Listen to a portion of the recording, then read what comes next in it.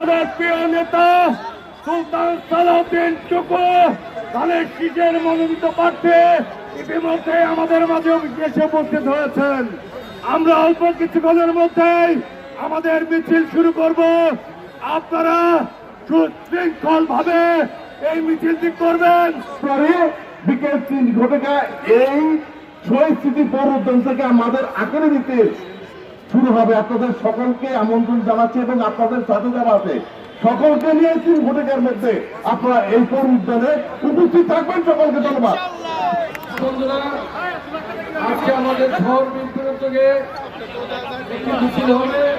আমাদের মিছিলের উপস্থিত আছেন যিনি সারা বাংলাদেশকে নেতৃত্ব দিয়েছেন, কেন্দ্রীয় ছাত্র দলের সভাপতি হিসেবে তিনি সারা বাংলাদেশকে নেতৃত্ব দিয়েছেন, কেন্দ্রীয় যুব দলের সাধারণ সম্পাদক হিসেবে এবং সভাপতি হিসেবে